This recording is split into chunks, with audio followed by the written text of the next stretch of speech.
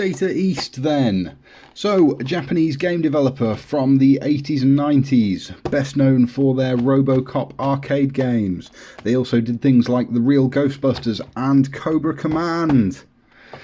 Now, this is a weird one. So, it's your average, generic, Chinese, branded this time, handheld. Except they've got a Data East license to go with it. Now, Data East is not Data East anymore. They went defunct many, many years ago. They're now owned by a company called Gmode, who owns the name and most of the games. So, you'll enjoy this. Includes 300 retro-inspired games, plus 8 Data East classic titles. My Arcade has teamed up with the legendary game developer Data East, except you haven't, because they don't exist. So, there's only 8 Data East games on this. And from my understanding of these, they will be the absolute worst versions, because they will be the NES ones, not the arcade ones. In fact, you can tell straight from the front, that is burger time for the NES. Okay, let's get into it and have a look what we're dealing with. Some instructions. Pixel Classic. Ports. Yes, how to fit batteries. Not interesting. The unit itself then. It's not too bad. It's bright red for a start. Clicky buttons. Spongy and awful D-pad. One speaker. Volume plus and minus on the side. Output ports on the top. You can run it off a 5-volt charger. And it's got backlit buttons. Now, the 8 Data East games that are on this are not great. So they were pretty good as arcade versions. But the NES versions, again, well, see for yourself. So, Bad Dudes, first of all. Bad Dudes, 1989 game. 2 guys, Blade and Striker. You have to save the president, who's Ronald Reagan, or President Ronnie in this.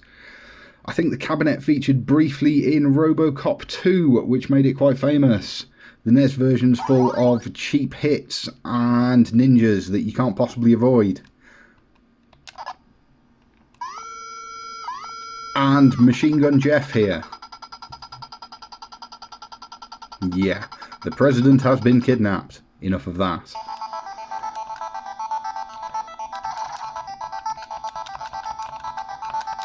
Right, not many moves. Slow, jerky. The emulation's okay, but I don't know, it just feels not quite right. Some blueberry ninjas there. Oh, there's a grape flavoured one. Not many moves, not very interesting. Strawberry Ninja. Yeah, it's not great. So, Breakthrough. Breakthrough is a really interesting one. You play a little sort of Humvee robot car, and you can shoot and you can jump. Fight your way through the mountains, watch for landmines and falling rocks. So, A button jumps, B button shoots. Blow up the landmines, jump over the rocks.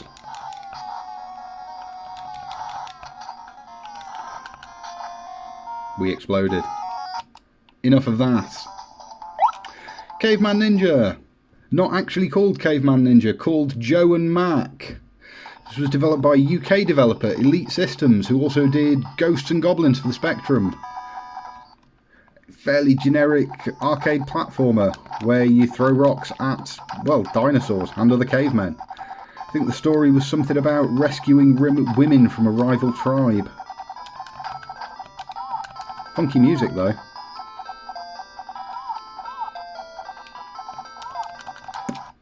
Yeah. Heavy Barrel. Okay, Heavy Barrel's a really good one. It's a top-down shooter. There's pretty limited enemy variety. And a nonsense story about nuclear missiles.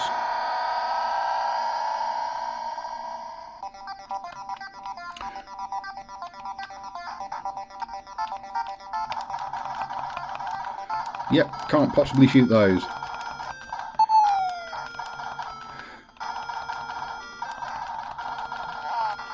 Oh, come on. So, there's no way I could have possibly seen those three guys coming. This is not a bad approximation of the arcade version. It is very difficult though, and you can't gung-ho it like this.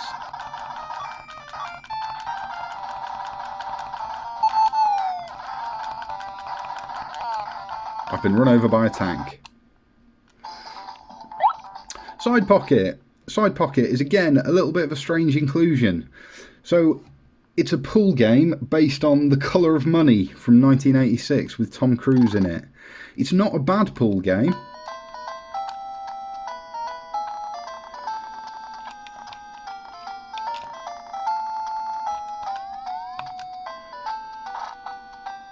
It feels a lot like the old arcade version, this does. But pool games, I don't know. If you've got fond memories of Data East, is this really what you're going to be looking for? B-Wings. B-Wings is not bad. It's a vertical scrolling shooter. You select what kind of weapons you want at the start, so let's have side. There's good enemy variety in this, the backgrounds are good, the music's good.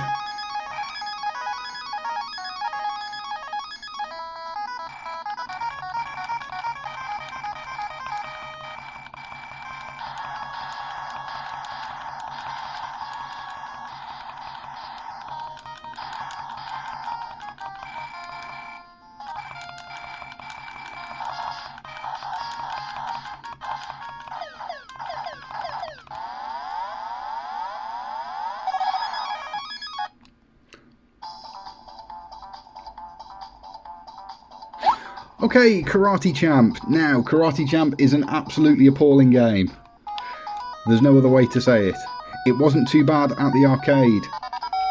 However, the NES version is just absolutely awful. It's got some of the most difficult controls of any game. You only take one hit per round. It's jerky, it's awful. Backgrounds are dull. There, I've punched him once and I've won. There's only about 3 frames of animation for each character.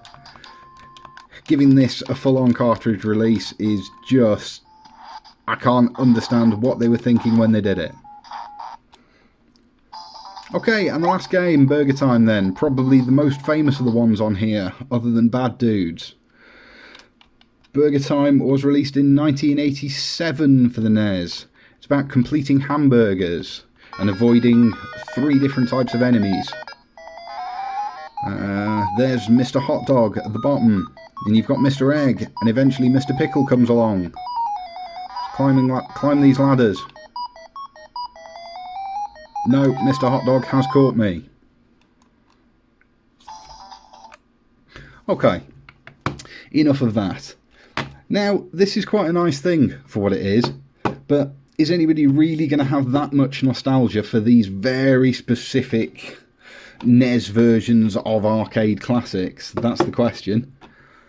The screen's not too bad, the buttons aren't too bad. D-pad really is spongy and awful. I think it's the same one they use on most of these things. Yeah, it's nice, but the other 300 games on it are the same games you get on everything else. I do wonder if perhaps most of these are now owned by Gmode, since they're a Japanese mobile publisher. I wonder if that's why they've partnered with these My Arcade people. Yeah, it's a nice thing, but I don't know if anyone's really going to want one of these for that specific nostalgia.